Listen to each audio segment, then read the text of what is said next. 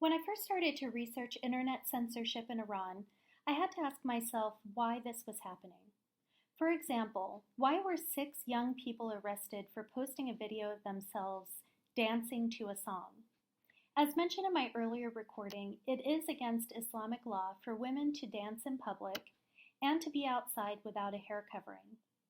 These young people were sentenced to lashes and time in prison for offending public morals. On the outside, their video would not appear to some as offensive or immoral, but understanding that Iranian laws are based in Islamic belief can help us to look at this from a different perspective.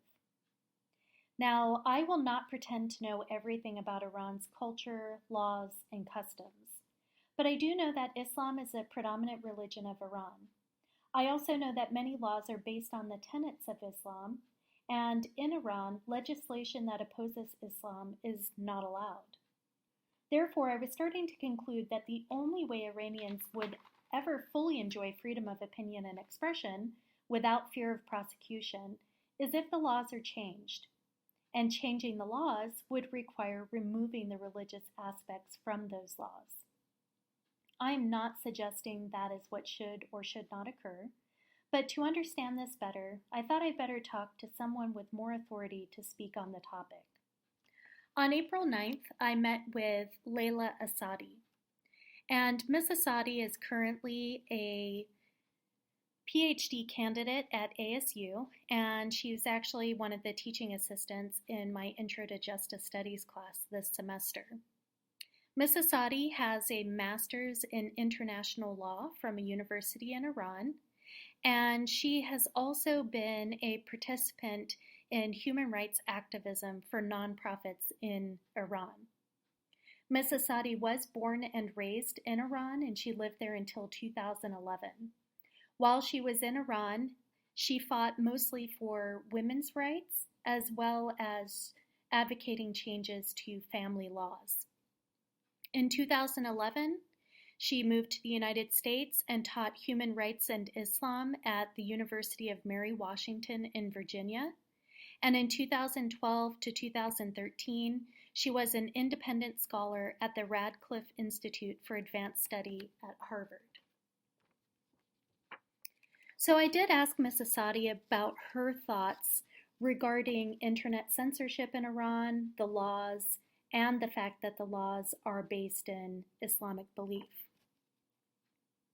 So Ms. Asadi shared with me that she believes that the Iranian government turned the religion into an ideology that could govern private lives as well as the laws. And by doing so, the government is protecting its own existence and their propaganda. And they're doing this because they are afraid of losing power.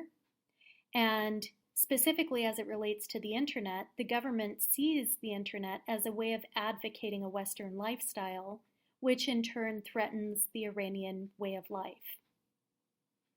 Ms. Asadi also believes the fact that the government is using religion to govern people's lives is based more in the political side of things than the religious side. So the religion is being used as the basis to get the people to agree with the laws and policies that are being imposed by the government.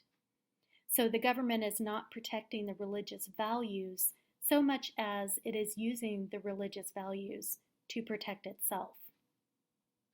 So that was a pretty interesting thought and idea for me to think about and try to relate back to what I had already learned about the censorship that was occurring, the types of punishments that were being doled out, and how that could possibly be happening.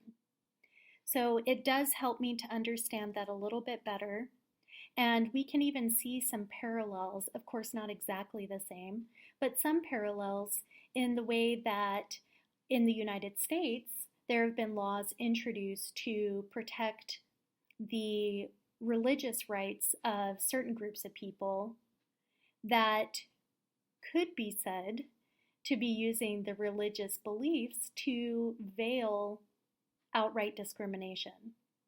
So specifically referring to the Religious Freedom Act in Indiana that was recently proposed and then quickly modified.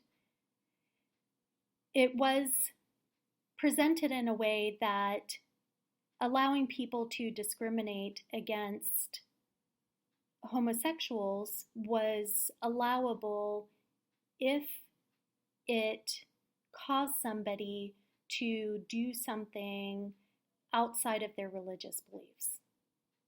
So we see, again, some similarities between that type of law here in the US and some of the laws in Iran that are being used to prosecute people for their online content.